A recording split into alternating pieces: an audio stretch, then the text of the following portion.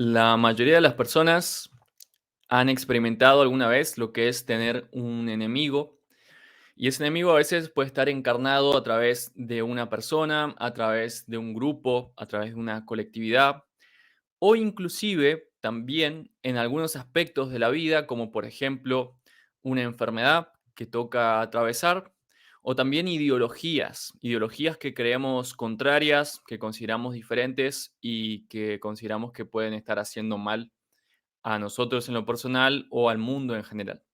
La película que vamos a analizar hoy se trata de eso y en el camino vamos a descubrir también algunos principios y enseñanzas espirituales a tener en cuenta para lograr atravesar el problema de los enemigos, para lograr aprender también de esas situaciones y por sobre todo seguir mejorando y avanzando juntos. La película de hoy se llama Los mejores enemigos y está lleno de enseñanzas interesantes desde la filosofía, la psicología y el esoterismo para analizar. Así que el día de hoy acompáñenos y comenzamos. Estamos aquí con Hernán Peña. Bienvenido, Hernán, ¿cómo estás? Hola Khalil, hola a todos.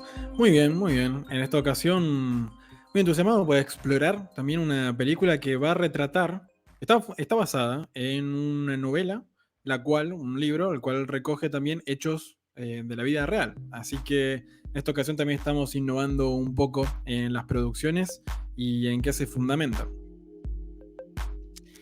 Exactamente, y ya podemos comenzar. Para quienes no han visto la película, la pueden encontrar actualmente en Netflix y en varias otras plataformas. Y de todas formas, si no la han visto, vamos a ir comentando ahí un poco de el transcurso de la historia también para ir viendo las diferentes enseñanzas. Y básicamente la película comienza con una comunidad en la década de los 70, en 1971 específicamente, donde todavía la segregación racial era bastante fuerte y todavía existían grandes agrupaciones de el Ku Klux Klan, que ha sido históricamente una agrupación que ha luchado en contra de los afroamericanos a través bastante del odio, de la violencia también, de la discriminación en muchos aspectos. Y surge el conflicto en la película cuando se quema una escuela donde iban los niños eh, afroamericanos, digamos, y al no haber otras alternativas por ahí, al no tener otro edificio donde pudieran ir los estudiantes a tomar clases, surge la idea de enviarlos a la escuela de los chicos blancos. Y ahí va a empezar toda una serie de debates, de problemas, la gente del Ku Klux Klan que a través de la violencia y ciertas presiones también inclusive mediáticas y políticas, iban a estar tratando de que no se les dé lugar a los chicos negros en sus escuelas, como ellos consideraban. Y entonces, para evitar conflictos, como nadie quería hacerse cargo de la decisión, de si sí o si no, porque parecía una decisión polémica, sea cual sea el camino que se tome, se decidió llamar a un mediador. Un mediador que iba a plantear la idea de que la propia comunidad sea la que tome la decisión de lo que iban a hacer. Y para eso iban a tener que pasar por un proceso de varios días de conversaciones, deliberaciones y de exposición de argumentos para finalmente decidir que sean los propios protagonistas y participantes ciudadanos los que decidan si se integraban las escuelas o no, lo cual también iba a sentar un precedente a nivel histórico, a nivel nacional, y podía inspirar también a muchas otras personas. Entonces, obviamente, ahí a lo largo de la película se van a ver todas las pujas por cuestiones de poder, por cuestiones ideológicas, el odio que aflora de cada una de las personas, y también vamos a conocer un poco más en detalle y en profundidad las historias de específicamente el presidente del Ku Klux Klan de esa zona, C.P. Ellis, y de la representante de la comunidad negra, Ann Atwater, que iba a estar defendiendo ahí también los derechos y la propuesta de unificar las escuelas. Y también otro de los protagonistas es el mediador que propuso todo este sistema y que es Bill Riddick. Entonces lo que hay que saber es que esta historia esta película está basada en una historia real y en un libro, como bien decíamos antes. Hernán, ¿quieres mencionar algo más acerca del marco general de la película y así pasamos directamente al análisis? Sí, hay una cosa más, algo a destacar y que también fundamentaba este conflicto legal que contextualiza la historia desarrollada en la película, es que la segregación escolar, es decir, esa distinción de establecimientos según criterio racial, a nivel nacional estaba de hecho declarado ilegal desde la década del 50 y esta película ya transcurre en la década del 70. Ya habían transcurrido casi 20 años y aún en muchos estados, como en este, en el que transcurre la película, pues sin implementarse, estando arraigados en esas zonas en particular, una bueno, mentalidad, una dinámica social y demás muy arraigada todavía, presente, y que la película se basa exactamente en esos hechos que han sido una bisagra, un antes y un después. Y creo que eso es un gran aporte también para la película, o para todos nosotros los que estamos viendo esta película, ya que podemos también vernos reflejados en ese aspecto metafórico y estructural, como también vamos a estar analizando hoy, en otras áreas de nuestras vidas en las que procuramos realizar cambios o también reconocer aquellos patrones o cuestiones que están muy presentes, consciente o inconscientemente, en nuestra cotidianidad.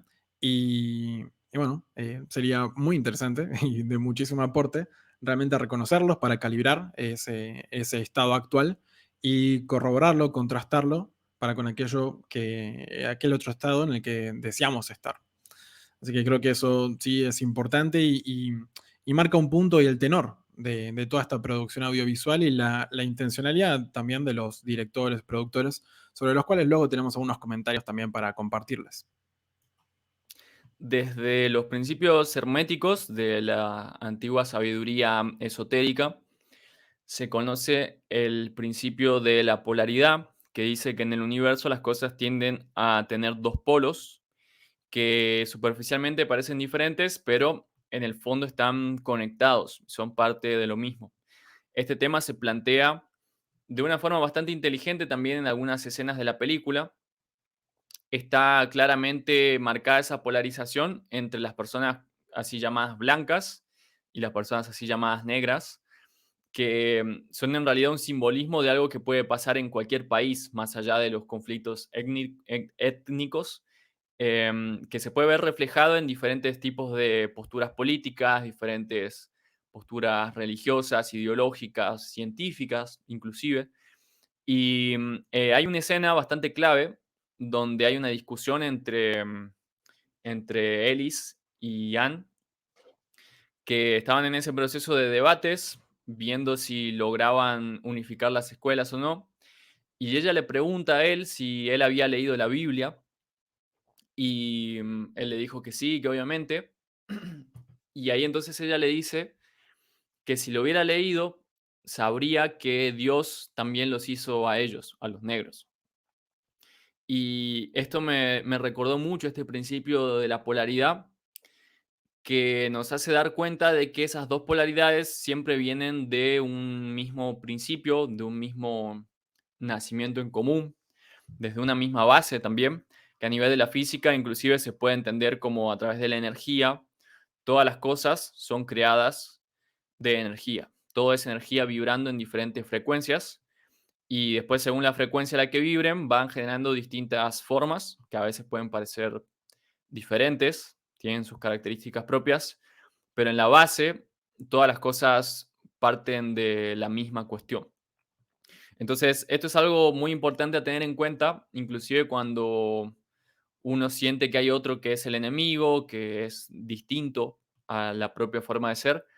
Entender que siempre hay una base en la cual estamos conectados, inclusive en la cual podríamos estar de acuerdo. En ese caso, en esa escena, Anne Atwater recurrió a el tema de la Biblia porque se dio cuenta de que era una cuestión en común, que creían en la misma religión, por ejemplo, en un mismo Dios, y por lo tanto ese podía ser un punto en el cual podían llegar a una especie de acuerdo o por lo menos reflexionar ciertas cosas. Entonces, el desafío Ujú. del mediador de Bill Riddick es el desafío que tenemos todos en nuestras vidas, ya sea para los procesos grupales, como por ejemplo resolver cuestiones familiares, resolver cuestiones en las aulas de clases, por ejemplo, en el trabajo y demás, como también cuestiones personales íntimas y propias. Es el desafío de lograr que cosas aparentemente opuestas o distintas encuentren esos puntos en común. Y eso requiere ir tomando conciencia, requiere conocerse, conocer a la propia persona, conocer la propia mente y conocer a los demás también. Conocer cómo los demás piensan, las motivaciones que tienen y a partir de eso, entonces, revisar cuáles son los puntos en los que podemos estar de acuerdo más allá de los desacuerdos. En cualquier proceso de mediación, de resolución de conflictos y demás, las personas o las partes enemistadas parten de la cuestión de las diferencias que claramente están resaltando. Y si uno no logra pasar la visión de las diferencias a las cosas en común, va a ser prácticamente imposible llegar a nuevos acuerdos o alguna clase de solución. Entonces, hay estos principios herméticos y principios milenarios de la espiritualidad nos avisan y nos anticipan que tenemos que ir más allá de eso superficial, que no significa negar las diferencias, sino reconocerlas, pero reconocer también las similitudes. Y aquí hay un peligro también, Hernán, que no sé cómo si lo has visto reflejado en la sociedad, pero yo he visto bastante seguido el tema de querer negar las diferencias. Como para evitar situaciones potencialmente incómodas, hoy en día en la sociedad muchas veces se pretende hacer como que todas las partes son iguales, que las personas de diferentes sexos, de diferentes géneros, de diferentes nacionalidades, de diferentes etnias, de diferentes grupos políticos, de diferentes creencias Ujú. religiosas, como si todos fuéramos iguales. Y ese es un intento de querer resolver la situación negando las diferencias. Y de esa manera no hay una resolución real ni hay una evolución porque las diferencias están por algo. Las diferencias traen también cierta riqueza, ciertas cosas que las demás partes no habían considerado, no habían visto y que pueden enriquecer también la convivencia si las aprendemos a concientizar. Entonces, dejar las Ujú. diferencias afuera, hacer como que no están, en realidad nos está impidiendo evolucionar. Una evolución real consiste en entender cuáles son esas cosas distintas, entender cuál es el sentido que tienen, cuál es la riqueza que tienen aprovechables y tomando esas buenas intenciones positivas, entonces ir hacia una integración superior, hacia una síntesis en la cual sí podamos lograr un nuevo nivel que integre esas diferentes partes o esas diferentes cosas y no que las dejen afuera directamente. Entonces, en este sentido, esta es una de las primeras enseñanzas que se muestran a lo largo de toda la película y que nos reflejan cosas que son útiles también para la vida cotidiana de cada uno. ¿Quieres mencionar alguna escena, Hernán, en particular o alguna temática? Sí, bueno, concuerdo ahí con lo que estabas mencionando y que es justamente de ese principio que mencionaste, del de polaridad, es una de las claves a considerar, que esos dos polos, esos dos aspectos que aparentemente son opuestos, son complementarios, están conformando una unidad. Y, y creo que se refleja muy bien a lo largo de la película, o voy a centralizar, puntualizar para con la dinámica que plantea el mediador, que son los charrets, que es una dinámica muy interesante. También luego le queremos comentar algunos datos curiosos de vigencia actual, más que en este caso, creo que hay dos cosas interesantes a destacar que plantea Bill Riddick en esta ocasión, en la película, y es, por un lado, el hacerse responsables también de las decisiones que haga. En este caso, cada uno de los miembros de la sociedad a través de sus votos y los representantes. ¿Sí? Cuando digo de hacerse responsables es sea cual sea las decisiones que tomen. tanto sea en que se mantengan con su visión polarizada y desde esta perspectiva natural, incluso espiritual, bueno, y de diversas maneras también, polarizado y sesgado, sino también en cualquier otra visión que sea más complementaria, armónica y que propulse ir más allá de los límites previos. Y, y algo muy importante también es que algo que hace, y de hecho ahí en la escena, en la imagen que estábamos viendo en pantalla, es del primer día del charret, cuando están organizando, están planteando los propósitos concretos y cuestiones en las que se van a estar enfocando y qué cuestiones no, cuáles cosas no van a ser bienvenidas porque realmente no tienen sentido, inclusive para con aquellas visiones sesgadas, estar formando parte de ese sistema. Y, y tiene que ver con, ok, ¿cuál es ese polo ya superior, un tercer foco, podríamos decir, de atención, en vez de uno o el otro, el número uno, el número dos, este o aquel?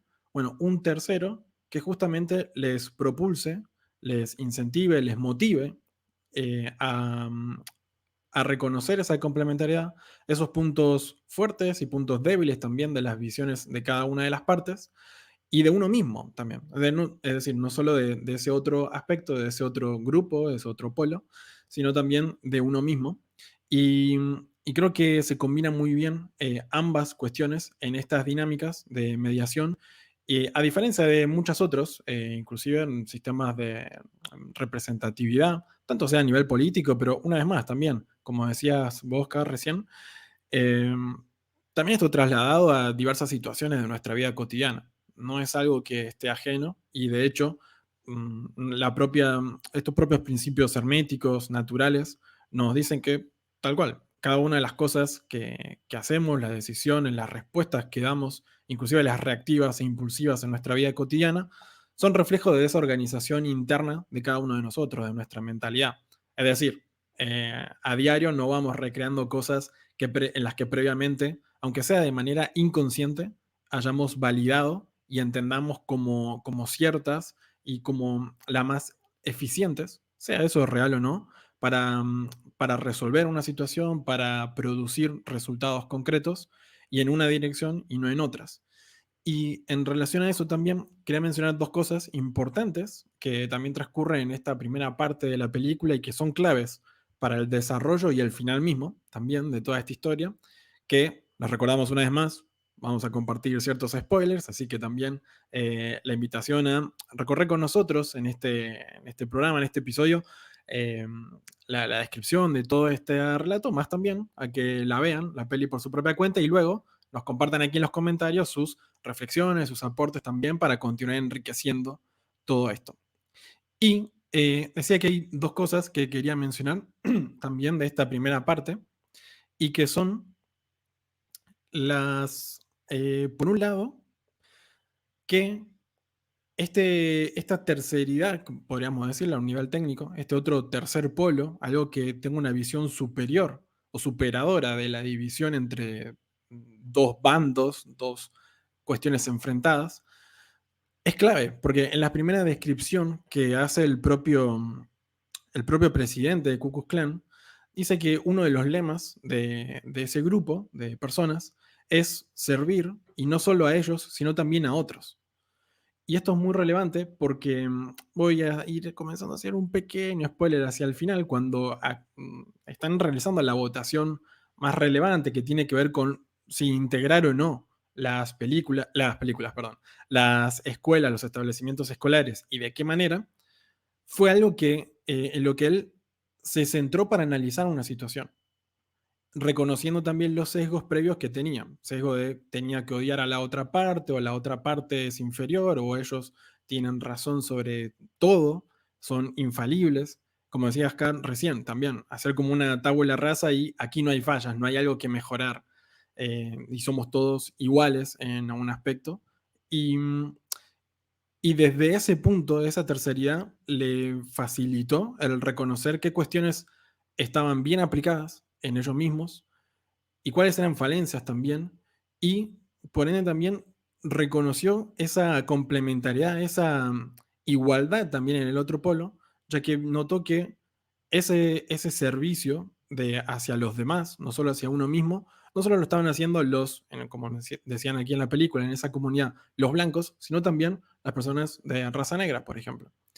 Y una cosita más, y ahí te doy la palabra acá también para lo que quieras compartir, que otra cosa muy importante que para mí estuvo atravesando todo el relato de la peli fue que también este presidente del Ku Klux Klan y otros personajes a lo largo de la película mencionaban que habían reconocido aunque sea inconscientemente, cuál había sido la falla, esa cuestión que estaban queriendo satisfacer en su propia mente y por ende todo su mentalismo y su cotidianidad reproducía esa cuestión procurando resolver eso, aunque sea de manera reactiva, intuitiva, reactiva, reaccionaria y a veces incorrectamente, bastante incorrectamente. Y que era esta, por ejemplo, la oportunidad de ser escuchado, de ser alguien, de darle un sentido a la vida de diversas maneras, ¿no? Y de ser parte de algo más grande que uno mismo, decían ellos. Y esto era una de las tantas cosas que luego también aquellos otros representantes de la comunidad afroamericana también reconocían en ellos mismos. Y creo que a lo largo de la peli, quizás ahora después vamos a mencionar algunas otras escenas, fue muy destacado como aquellas cosas de las que aparentemente eran totalmente opuestos, más estaban valorando y actuando también de maneras muy idénticas en algunos puntos, ¿no, acá? Sí, ahí hay una clave, y es que, como bien decías, el presidente del Ku Klux Klan contaba que él se había introducido a ese grupo primero como un novato, digamos, y ese sentido de pertenencia le produjo el sentir una identidad más consolidada, sentir que era parte de algo, que estaba contenido también en un grupo que lo apoyaba, un grupo con quien se podía sentir igual, podía sentir la pertenencia, podía sentir que pensaban de la misma manera. Y a esto hay que tener mucho cuidado porque muchas veces en la vida de cada uno las personas se terminan identificando con determinadas secciones de la población, determinadas agrupaciones, determinadas formas de pensar que les dan esta cierta seguridad, digamos, esta sensación de certeza, de estabilidad también. Pero muchas veces cuando eso se va al extremo, eso se convierte en la sensación de que es ese grupo al que uno pertenece el que tiene la razón y los demás son los que están equivocados. Entonces, de pronto, de tanta seguridad y de tanta certeza, uno termina creyendo que su bando es el único que está bien en todas las situaciones y que por lo tanto ni siquiera hace falta cuestionarse las propias falencias, o que las cosas que vienen propuestas de otros grupos directamente están mal, porque pues si son distintas a la propia forma de pensar, entonces no pueden estar bien. Entonces, en este sentido, hay que tener en cuenta que cualquier persona es susceptible a ese tipo de influencias, sobre todo cuando uno se siente a veces vulnerable, cuando se siente solo también, cuando la mente quiere o necesita pertenecer también. O inclusive, aunque no formes parte de algún grupo, muchas veces te sientes identificado con una ideología, por más que seas tú el único que la aplique, digamos. Entonces, estas ideologías a nivel de la espiritualidad tienen que ver con lo que se enseña, por ejemplo, en el psicoanálisis y que ya lo enseñaba también Buda hace más de 2500 años, y es el hecho de que el ego se identifica con determinadas cosas. Es decir, el ego, eso que tú crees ser, eso que la mente cree que es, la propia identidad o el propio yo, se identifica, se mimetiza con ciertas cosas y empieza a ver a las demás cosas como algo diferente y en muchos casos como algo extraño, como algo peligroso también o como un enemigo, como en este caso que estamos analizando. Entonces, esto nos enseña y nos invita a mirar las cuestiones de la vida cotidiana de una forma más iniciática y darnos cuenta que dentro de cada uno de nosotros hay factores que nos hacen ponernos de un lado de la cuestión separarnos de los demás lados y a veces pelearnos contra esos otros lados. Y que muchas veces para resolver los conflictos, las personas tienden a querer que la otra parte sea la que cambie y no se dan cuenta de que quizá es algo en el propio mentalismo el que tiene que cambiar. Es decir, soltar un poco esas identificaciones, cuestionar un poco también las propias creencias, pensar que puede ser posible que la propia manera de pensar tenga algunos sesgos, puede ser posible que haya algo que no hayamos considerado, y puede ser posible también que el otro, por más que sea distinto y por más que a veces el otro también falle, puede tener algunas virtudes y algunas cosas que enseñarnos. Entonces, lamentablemente, cuando uno siente que la otra parte, que es distinta, está ganando terreno, ya sea que la otra parte sea una agrupación, sea una persona, esto puede pasar inclusive en el hogar de cada uno, cuando hay un otro que convive y que de pronto se apropia de la habitación más grande o usa demasiado espacio de la cocina o usa el baño y el baño siempre está ocupado cuando los demás quieren usarlo. Todo este tipo de situaciones cotidianas se basan en ese mismo patrón. Es sentir que el territorio que consideramos propio está siendo amenazado, que el yo está perdiendo terreno y que por ende hay un peligro ahí en la supervivencia. Y cuando eso pasa, muchas veces con el miedo a la supervivencia surgen también los rechazos muy fuertes, surge el odio, surge la violencia también a través de diferentes expresiones. La violencia hay que tener en cuenta que no siempre es física, puede ser violencia verbal en muchos casos, puede ser una violencia simbólica también en algunos sentidos. Entonces para esto hay enseñanzas espirituales que ya nos anticipaban esta cuestión. Quizá no muchos sepan que Buda también tenía sus enemigos, entre comillas, también tenía personas que querían quitarle sus discípulos, querían quitarle terreno, muchas veces inclusive lo agredían físicamente, como por ejemplo Devadatta, que era uno de los miembros de la nobleza y familiar también de Siddhartha. Entonces, Buda fue desarrollando algunas recomendaciones para darles a las personas para que tengan en cuenta en este tipo de casos donde surgen enemistades. Por ejemplo, acerca del odio, una frase que sintetiza muy bien sus enseñanzas dice: aferrarse al odio es como tomar veneno y esperar que la otra persona muera. Y después también, ya de una forma un poco más específica, explica que el odio no se acaba por el hecho de odiar en alguna ocasión. Se acaba por medio del amor. Esta es una ley inalterable. Ahora, ¿qué pasa? Cuando uno está en esa situación de enemistad con la otra persona, cuando uno se siente amenazado, cuando siente que su supervivencia puede estar en peligro, como era el caso de la comunidad negra en Estados Unidos durante mucho tiempo, puede parecer bastante difícil el hecho de amar al otro o de estar en ese estado de amor, de sentirse amando la vida y demás. E inclusive en la protagonista, Anne Atwater, se nota desde el principio de la película cómo está constantemente en un estado de tensión, está todo el tiempo reactiva, muy a la defensiva por cada cosa que pasa, inclusive verbalmente se nota cómo responde de forma demasiado ansiosa o demasiado brusca.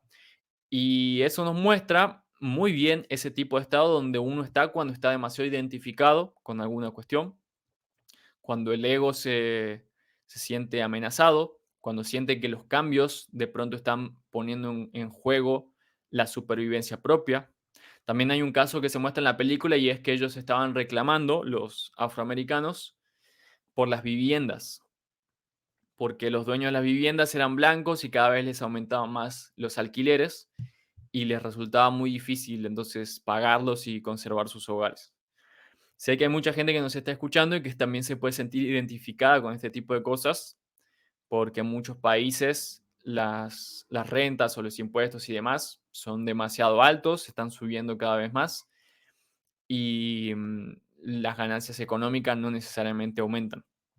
Entonces, ante todas estas situaciones cotidianas, hay que tener mucho cuidado porque uno puede estar Entonces, en ese estado extra de tensión, puede parecer más difícil amar a las personas o inclusive a las personas que ya amamos o que tenemos cariño, puede ser difícil a veces demostrárselo cuando uno está totalmente siempre reactivo y tratando de luchar contra el mundo. Sin embargo, como advierte Buda, esa es la única manera en realidad de acabar con el odio. Odiando más no se resuelve la cuestión. También hay una frase muy clara de él que básicamente dice que cuando uno sostiene un rencor muy profundo hacia otra persona, es como estar sosteniendo un carbón, unas brasas de carbón ardiente. Es decir, que uno sostiene el carbón para echárselo al otro, pero uno mismo es el primero que se quema con ese rencor y con ese odio que está sintiendo. Entonces, inevitablemente hay que trascender el orgullo, hay que asumir que el otro también tiene cosas que nos puede enseñar, o que por lo menos escuchando al otro podemos encontrar la manera de resolver ciertas situaciones. Entonces, a priori, no necesariamente hace falta que comiences amando ya inmediatamente al otro. También este es otro peligro a veces psicológico, el querer apurar el proceso y empezar a fingir que ya se ama al otro. No sé si habrá visto Hernán alguna vez, pero muchas veces puede parecer que hay situaciones donde las personas son Ujú. hipócritas Sí. porque es todo amor y paz y sí, nos llevamos todos bien y sí, todos nos caemos bien y demás y hablar con palabras amables y pretender como que ya amas al otro y que lo aceptas cuando eso no es cierto. Y eso no solo no resuelve la cuestión, sino que, digamos, perpetúa esa cuestión. Es un autoengaño y es un intento de engaño hacia los demás también. Entonces, en este sentido, no está mal asumir que empezamos desde una situación de diferencia, que es lo que pasa en la película, como se puede ver también ahí en las imágenes. En las primeras reuniones, donde empezó el proceso de mediación, las personas blancas estaban sentadas de un lado, los negros de otro, y claramente hablaban de las diferencias, de cómo no pensaban igual, de cómo pues cada uno veía al otro grupo también y comenzar siendo sinceros acerca de esas propias intenciones y de esas diferencias es algo totalmente importantísimo para poder después avanzar hacia también una sincera reconciliación, un amor sincero también. Y esto es algo que uno de los personajes, si bien recuerdo uno de los de la comunidad afroamericana, le reconoció a uno de los blancos en algún momento.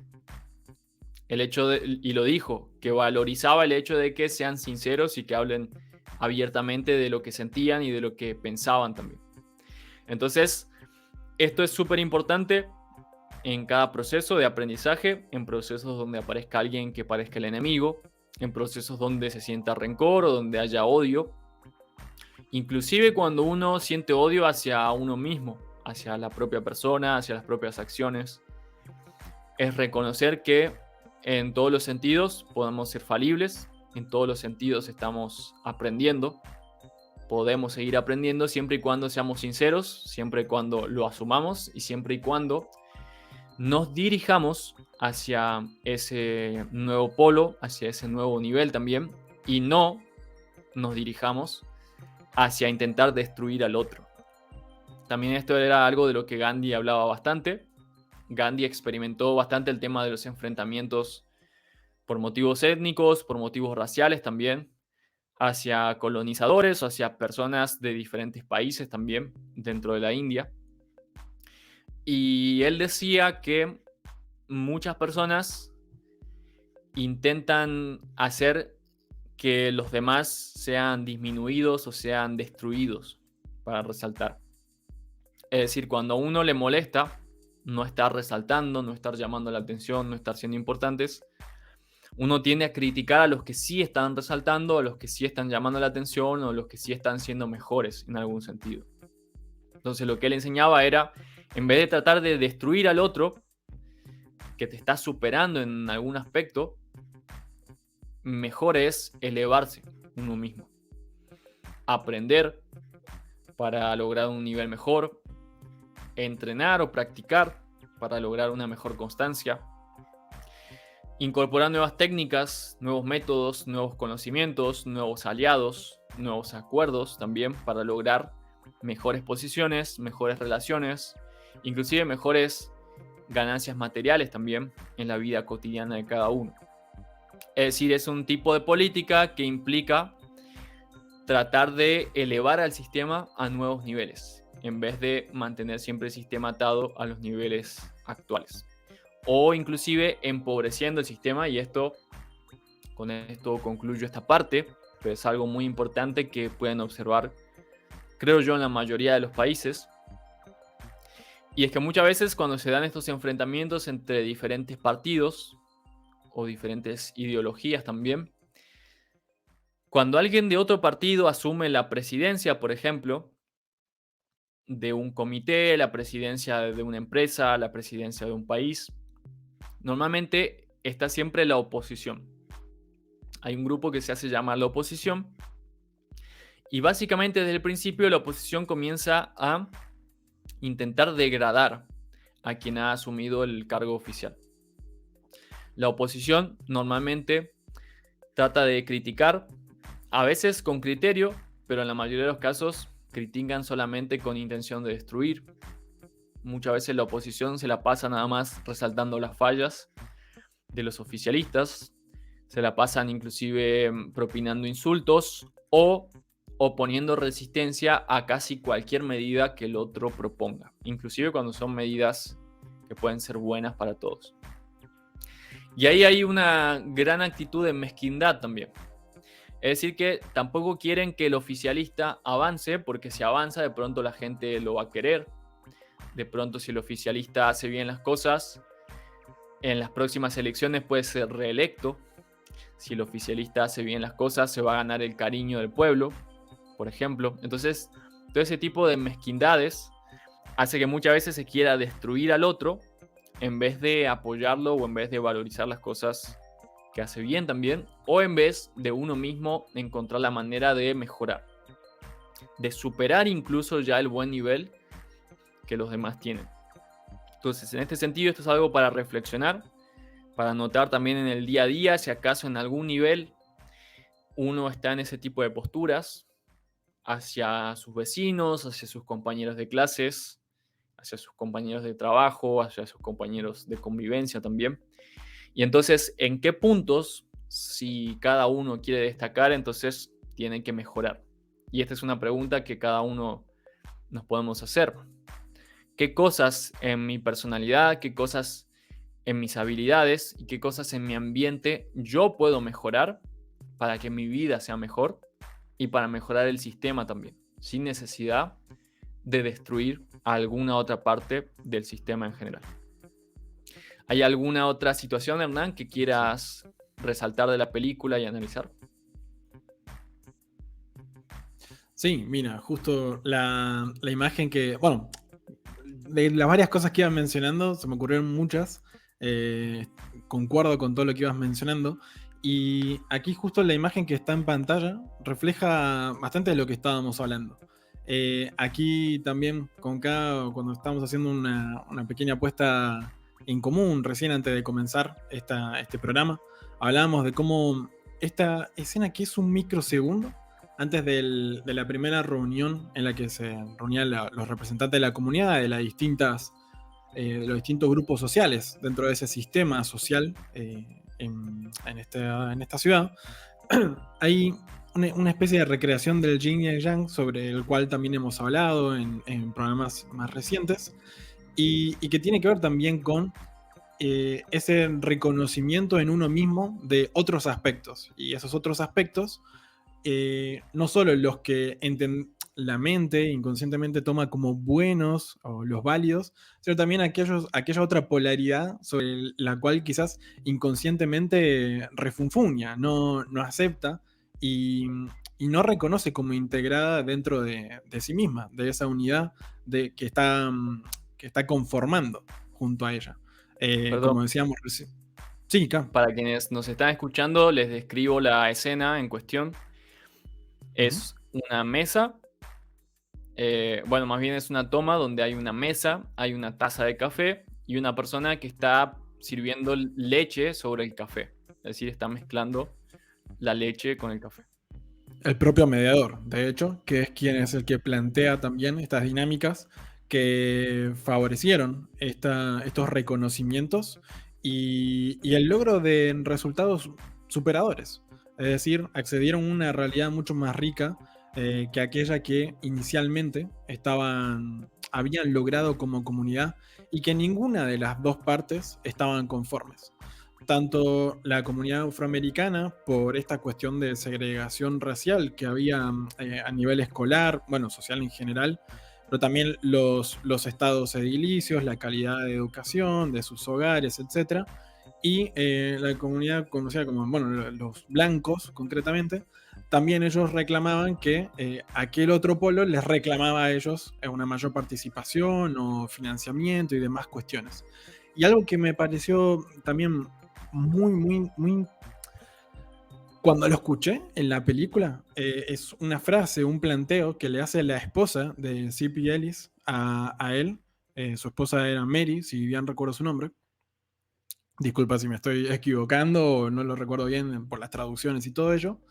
Y era que, bueno, llega C.P. Ellis a su casa y dice, mira, me encontré con Anne cuando hicimos esa visita a la escuela que había sufrido aquel desperfecto, el cual suscitó este pedido de integración escolar, y conoció a la hija de Anne. Y cuando Anne le dice a su hija, mira, este señor es C.P. Ellis, la hija se atemoriza y se va. Huye, básicamente, muy política y educadamente, más como que no quiere estar frente a él.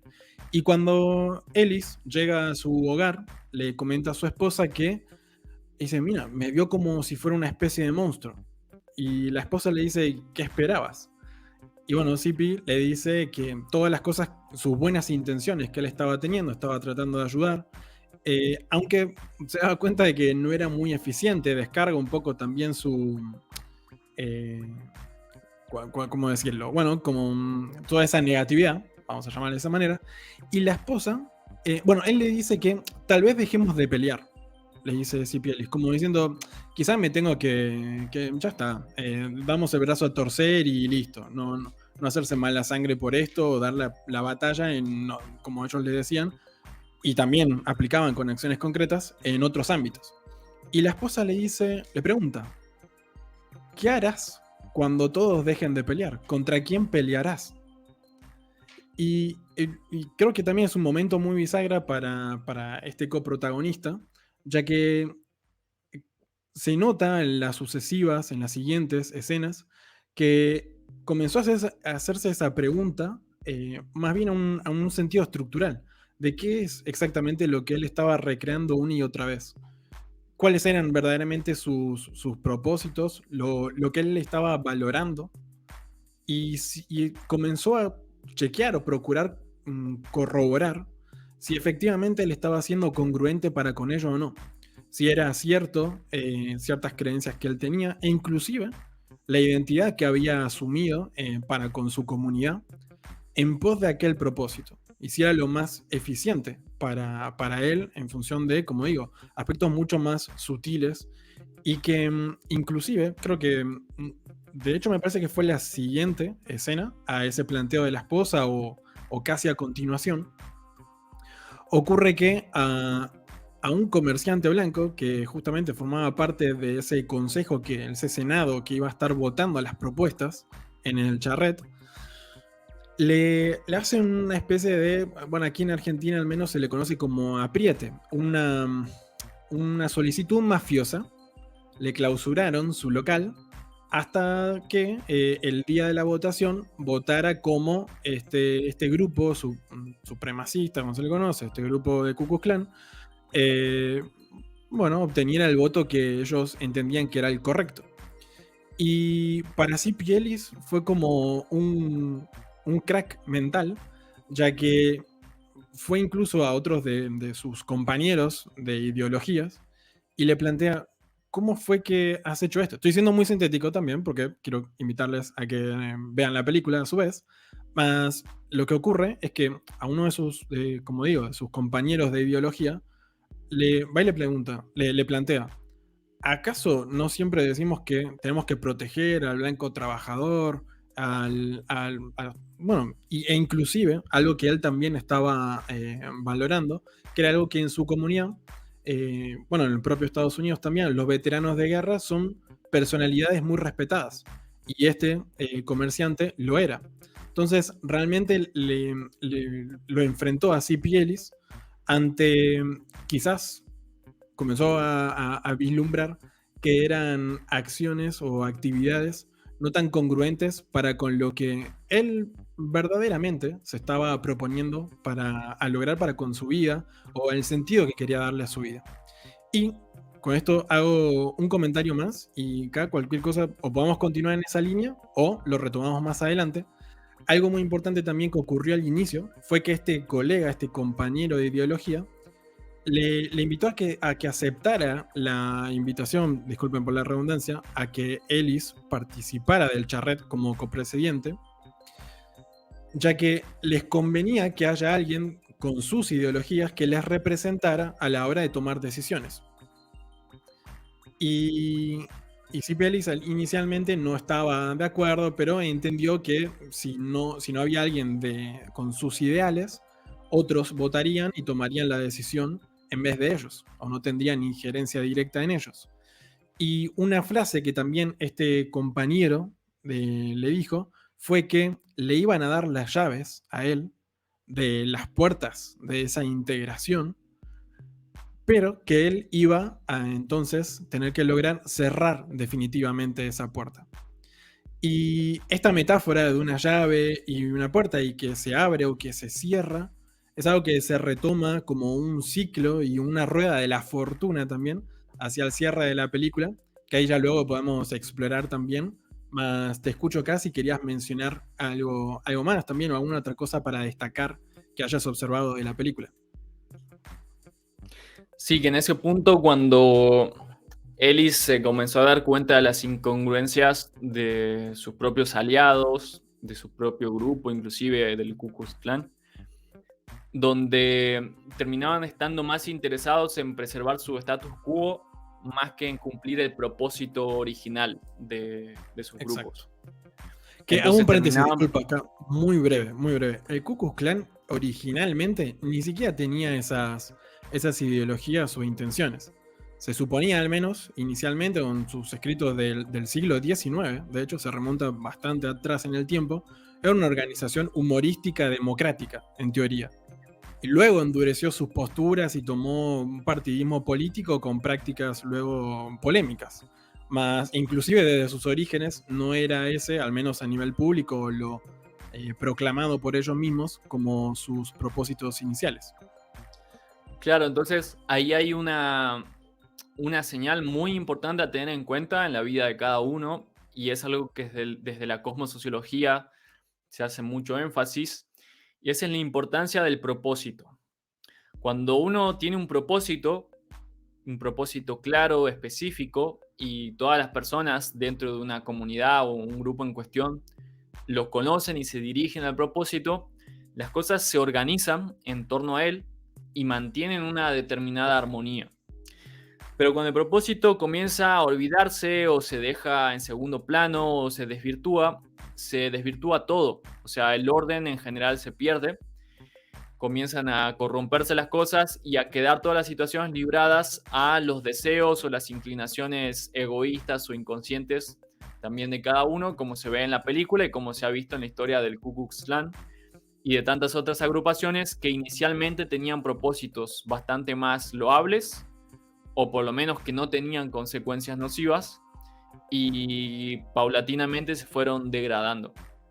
Y eso no solo pasa en las agrupaciones políticas, sino también puede pasar en una familia que inició con unos determinados sueños o principios, puede pasar en un equipo de trabajo, puede pasar en una pareja, puede pasar en un grupo de amigos también, cuando se olvidan esos valores fundacionales o iniciales.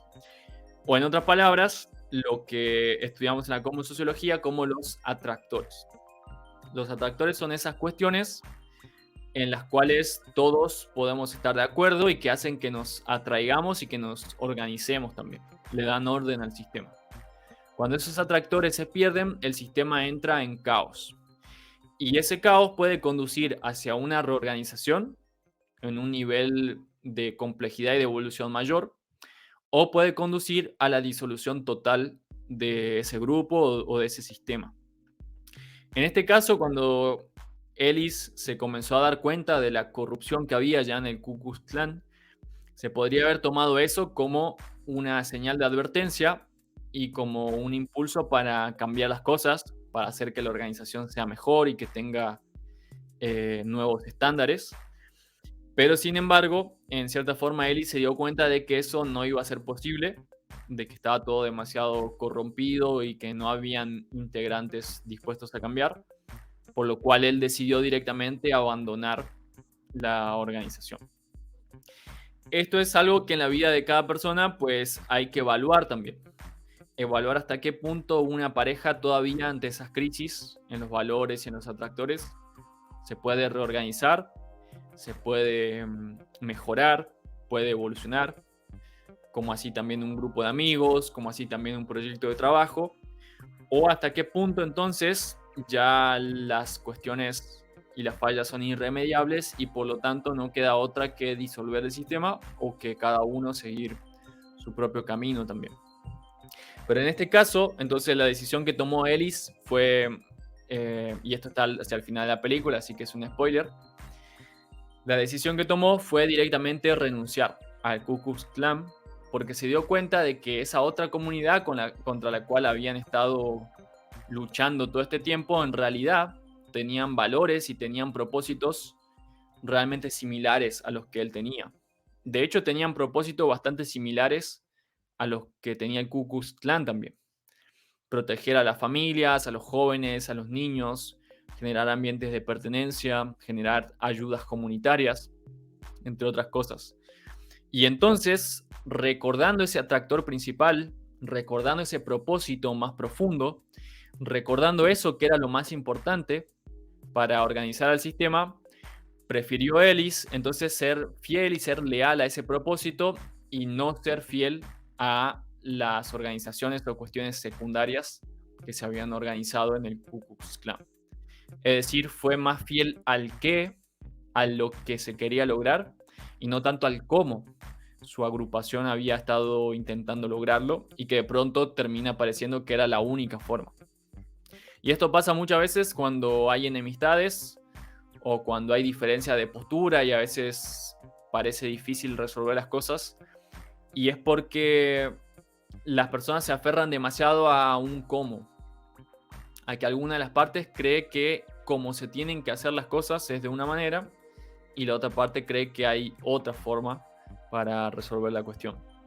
Entonces, esto hay que tener siempre en cuenta que el propósito, el qué, lo que queremos lograr, tiene que tener preponderancia y que en ese nivel podemos llegar a muchísimos acuerdos. Y que luego el cómo son cuestiones secundarias. Se puede hacer por una vía o por otra, se puede hacer por una forma o por otra, pero eso en todo caso es negociable, eso se puede hablar, se puede llegar a ciertos acuerdos. Muchas veces para lograr acuerdos hay alguna de las partes que tienen que resignar un poco de sus propios estilos, de sus propias preferencias, con tal de lograr un beneficio mayor también para todo el grupo. Y en este sentido creo que de ambas partes en la película se refleja eso, como cada una de las partes abandonaron un poco de su orgullo, cambiaron un poco de sus estilos. Por ejemplo, Anne Atwater se volvió bastante más comprensiva, no tan reactiva, comenzó a escuchar más. A raíz de escuchar y de observar más, se dio cuenta de que C.P. Ellis tenía un hijo que estaba en una institución, en un asilo para enfermos mentales, una institución psiquiátrica. Y gracias a estar más receptiva, a observar más, a darse cuenta de eso, se dio cuenta de que ella podía ayudar a ese niño a estar mejor.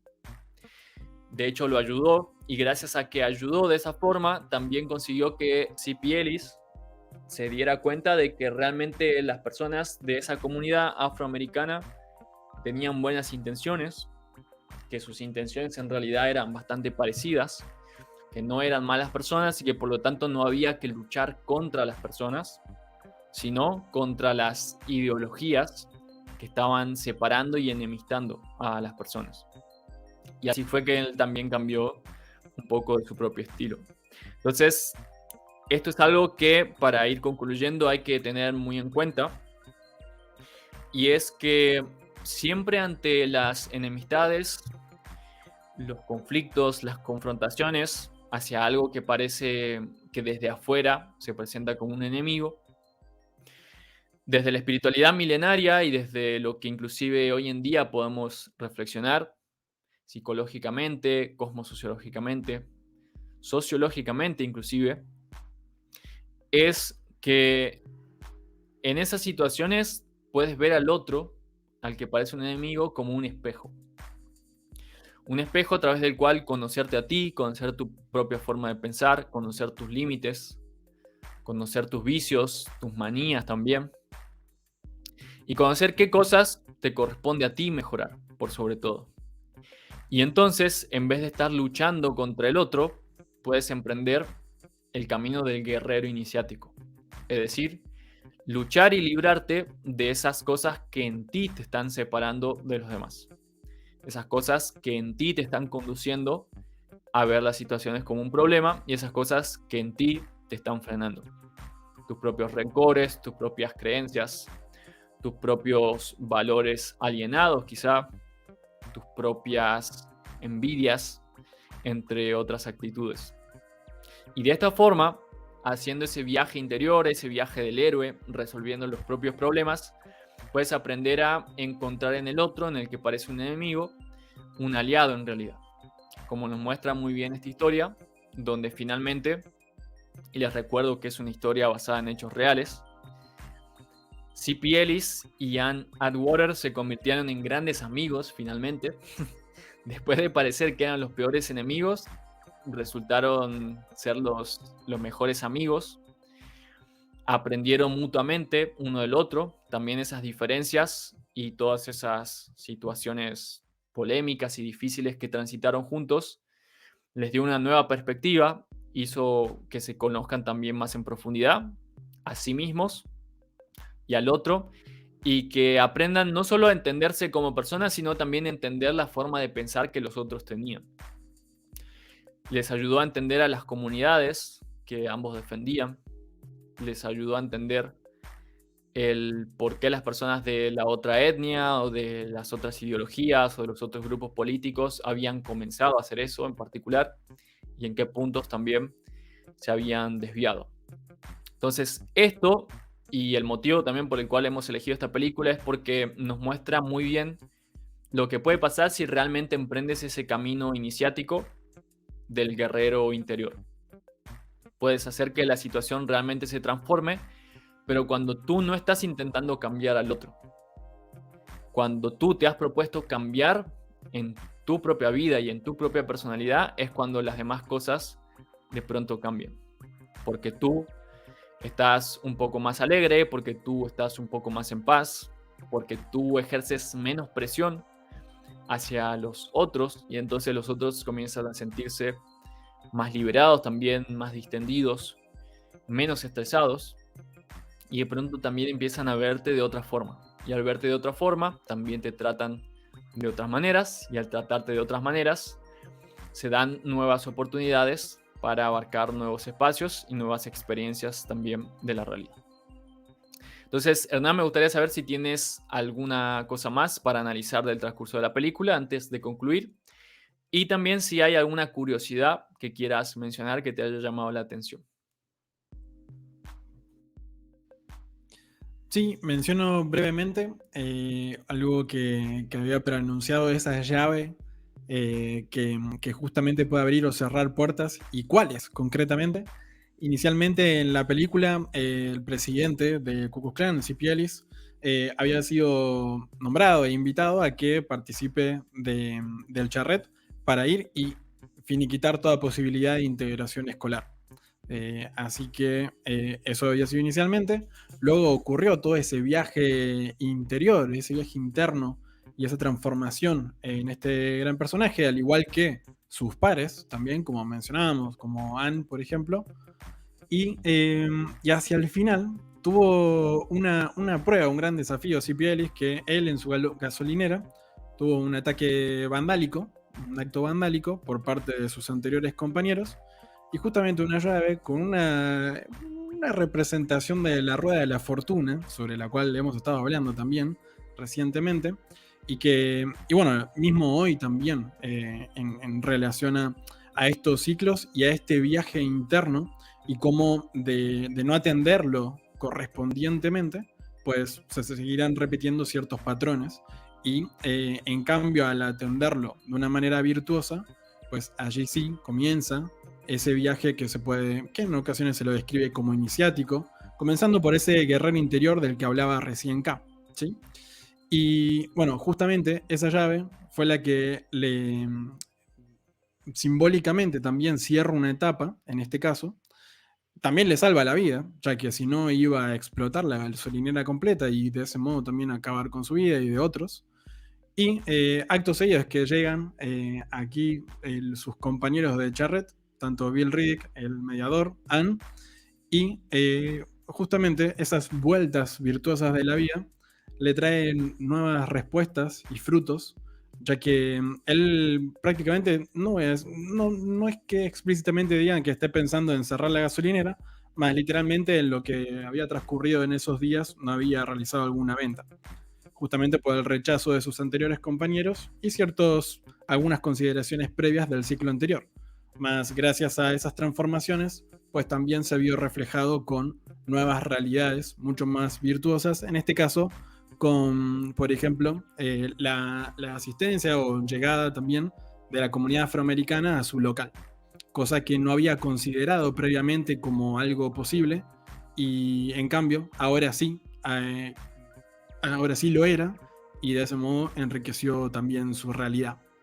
De hecho, al Y principio de la otra, película se muestra que él no tenía mucho éxito en su gasolinera y su esposa le dijo que exacto. si aceptara venderle a los negros gasolina, seguramente tendría muchas más ganancias, pero él por su forma de ver las cosas y su Mm, ideología no permitía que llegue también esa energía o esas posibilidades a su vida, lo cual muestra cómo el exacto. estar enemistados en ese sentido hacia afuera, hacia las cosas, nos cierra también la propia realidad y nos impide acceder hacia nuevas posibilidades.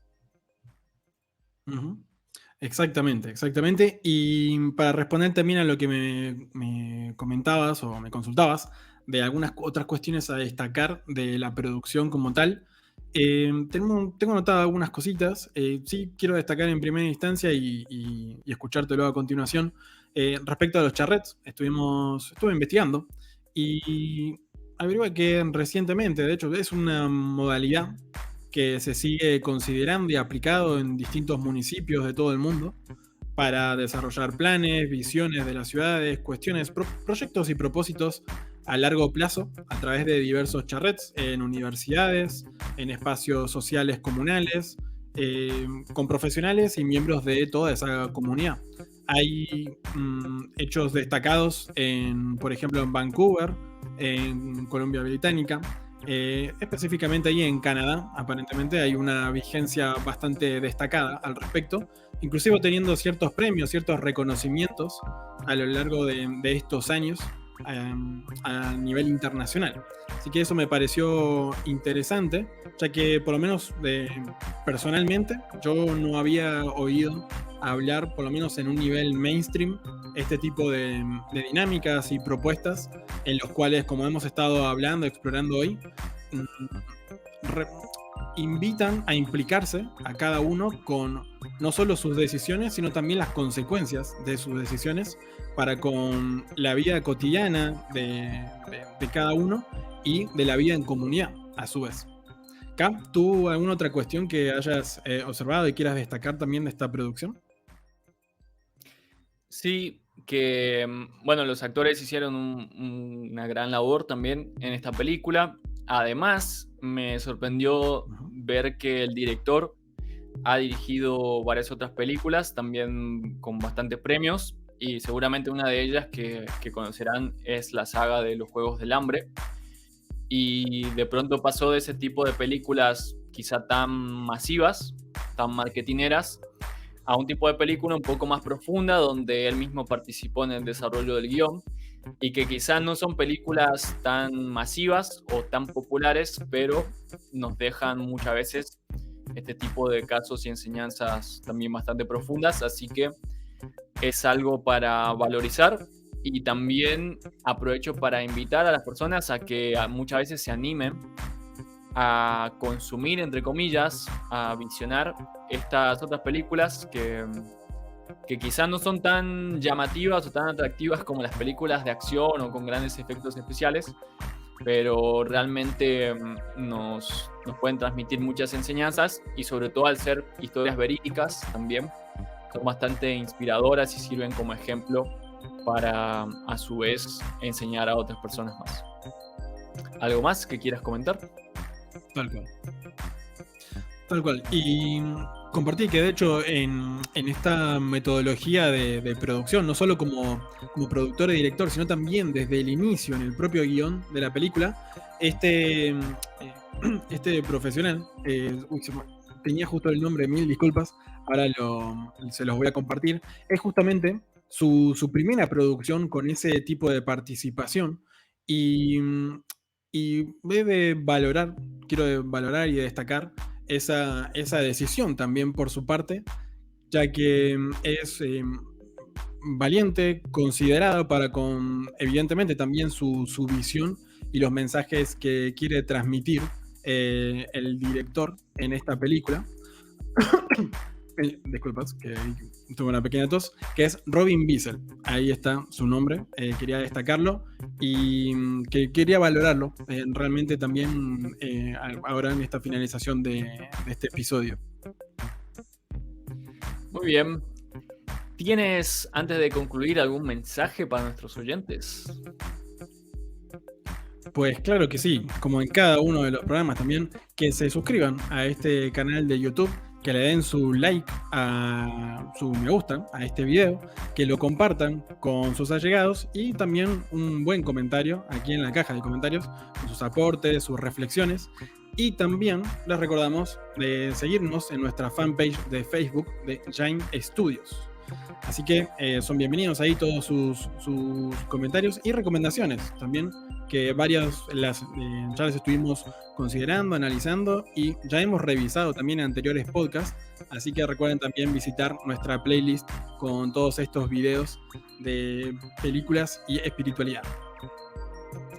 Sí, hay varias personas que nos han enviado comentarios que, si bien no han visto las películas, de todas formas les gusta escuchar el podcast, porque igualmente siempre estamos haciendo reflexiones que sirven para la vida en general.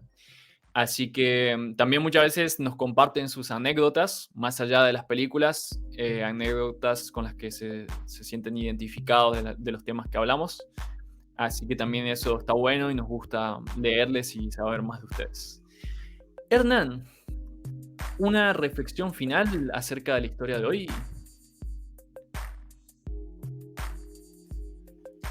Sí, también creo que es una muy buena invitación, o al menos así lo veo también, a aprender a autoobservarse y a valorar también aquellos hechos, circunstancias o personas también con quienes nos vinculamos quizá de maneras no tan virtuosas, y que ese no virtuosismo o no armonía depende también de las decisiones que tomemos al respecto y lo que nos propongamos, que no son aisladas de nuestra propia realidad, sino que al menos están allí para reflejarnos diversas cuestiones que atender también. Y no solo aquellas cosas que quizás son para mejorar, sino también, o mejor dicho, no solo observar ese tipo de situaciones, sino también a aquellas que sí están siendo virtuosas y celebrar y valorizarlas correspondientemente. Así que creo que esta película es un muy lindo mensaje al respecto, un llamado de atención, y desde ya a aprovechar cada una de esas instancias en el reconocimiento de uno mismo, de lo que queremos y deseamos y lo que no también en nuestras vidas, y también para con los demás y los ámbitos en los cuales participamos responsable y correspondientemente. Muy bien. Entonces, a recordar que en cada situación de nuestra vida se pueden presentar esas por lo menos dos polaridades, que mientras más identificados nos sentimos con alguno de los polos, más difícil puede ser salir de los propios sesgos, más difícil puede ser congeniar con los demás o entender otras posturas. Entonces, es bueno siempre tratar de considerar otras posibilidades, tener en cuenta de que los demás nos pueden enseñar cosas también, porque cada uno es falible en muchos sentidos, hay muchas cosas que podemos seguir aprendiendo y que también en algunos casos incorporar una terceridad, es decir, una tercera parte, una tercera persona, o aunque sea, por ejemplo, un método, un sistema, una técnica, nos puede ayudar también a generar un puente entre esas dos partes, como en este caso ha sido el personaje del mediador, pero en las propias vidas puede ser algún amigo que pueda ayudarnos a conversar con las personas con las que estamos enemistadas, alguna autoridad quizá, o como bien decíamos, alguna clase de técnica, ejercicio o método, quizá alguna enseñanza espiritual en la cual ambas partes estén de acuerdo y que sirva como una base entonces para comenzar a conversar, para hacer énfasis en las cosas que podamos compartir y en lo que es importante también para ambos. Eso nos da perspectiva, nos permite ver que muchas veces las diferencias son cuestiones secundarias, son cuestiones negociables y son cuestiones que podemos ir modificando también con el tiempo. ¿Para qué? Principalmente para aprender, para que cada una de las partes mejore y que también juntos podamos crear nuevas y mejores cosas. La mayoría de los grandes inventos de la humanidad han surgido de esos procesos de debates, de rispideces a veces, que en vez de ser una excusa para renunciar o para empeorar el sistema, han sido una motivación también para seguir aprendiendo, para seguir avanzando y para seguir haciendo avanzar al mundo en general. Así que a eso les invitamos. Por lo pronto, gracias por habernos acompañado y ya veremos, ya descubriremos qué nueva historia estaremos analizando la próxima semana. Abrazos grandes para todos y a seguir disfrutando. Chau, chau. Chao.